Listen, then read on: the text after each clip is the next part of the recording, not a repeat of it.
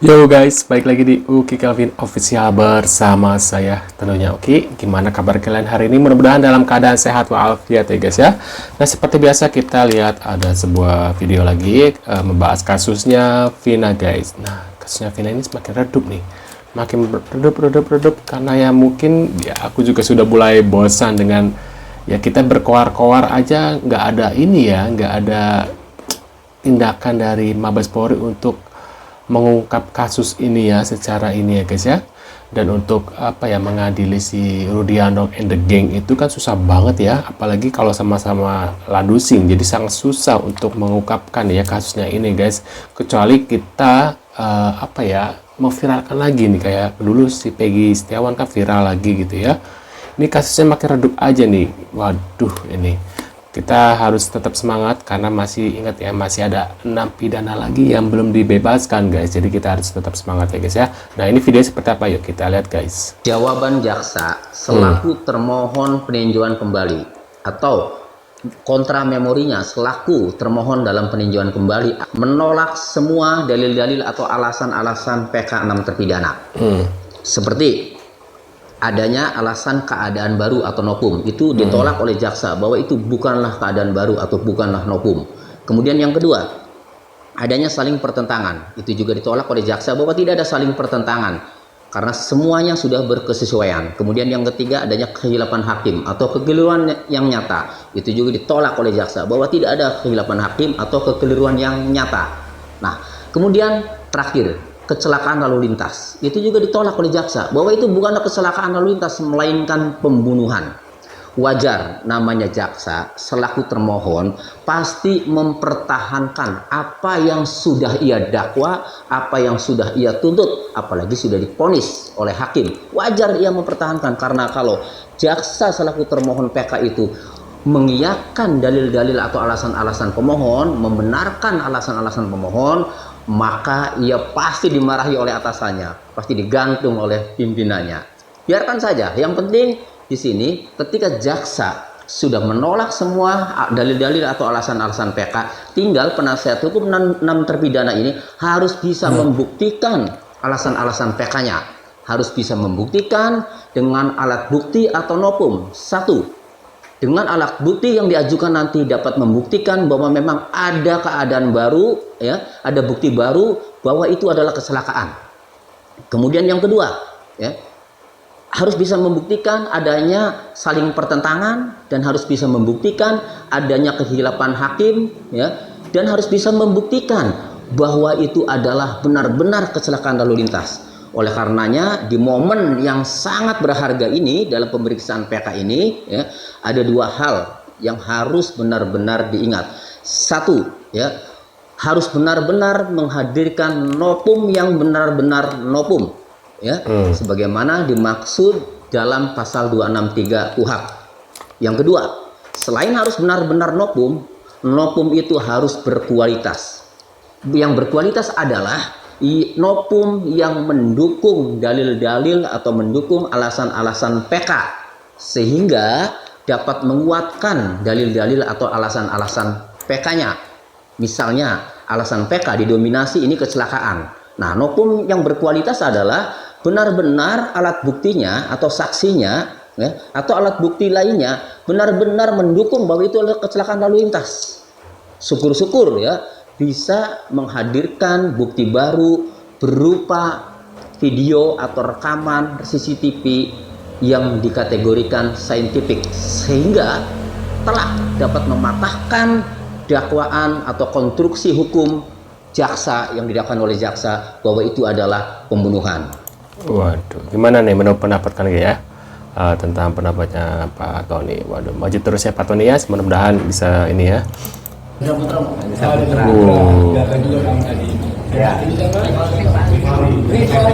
Dibalik yang jagoan, yang bawa mando kemudian jadi samurai. Oh, Supriyanto. Kalau ini Eka Sami kemarin ya. Eko Ramadan. Eko Ramadan itu tukar kepala. Yang Eka ya. Yang tukar kepala itu. Ada Eka yang Aldi, yang waktu Aldi disiksa itu disuruh pulang. Itu kamu ya? Kakaknya Aldi siapa? Eka kan? Kakaknya Aldi. Ini kakaknya Aldi. Kakaknya Ripali kan? Kakaknya Aldi udah terima. Oh iya, saya ketemu dengan Ibu Elsa Sarif tuh beberapa hari yang lalu. Kalau beliau mengatakan tim sus itu sudah bekerja dan simpulnya tidak ada pelanggaran apapun. Saya tanya, Ibu memang hadir waktu pemeriksaan? Tidak. Lalu Ibu dapat informasi dari siapa? Katanya dari Ibu Rudiana. Tolong saya koreksi ya kalau saya salah. Itu singkatan saya begitu. Ya saya timpali, oh begitu. Dengan segala hormat kan Ibu Elsa kan bukan bagian dari Mabes Polri. Jadi informasi tetaplah tidak bisa dianggap sebagai informasi yang sahih. Karena pada saat yang sama saya punya sumber informasi yang lain, yaitu firasat saya. Yang justru perkiraan saya nih Mas Insan, sudah terjadi pelanggaran Mas, baik itu dari sisi pidana maupun etik. Yang dilakukan oleh? Ya, terkait kasus Cirebon 2016, berarti kan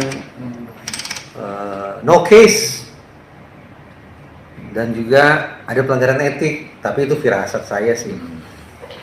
Jadi tinggal kita mau percaya mana nih, firasat saya Al-Fakir yang daif ini, ataukah pada versinya Bu Elsa. Bagi saya dua-duanya sama aja, mungkin benarnya sama aja, mungkin ngawurnya gitu. Tunggu pengumuman Mabes Polri. Pernah minta terpidana dihukum mati. Terbukanya fakta-fakta baru kasus Vina Cirebon membuat Andi Muchtar merasa berdosa dan menyesal.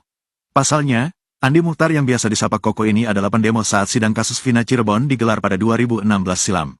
Saat itu, Koko bersama puluhan pendemo lain yang kebanyakan ibu-ibu menggeruduk Pengadilan Negeri Cirebon, menuntut agar 8 terpidana kasus Vina saat itu dihukum berat hingga hukuman mati. Kini, setelah 8 tahun berlalu dan fakta-fakta berbeda terungkap, Koko justru meminta maaf ke terdakwa, keluarga hingga pengacara Titin Prialianti. Saya minta maaf apa yang terjadi di 2016.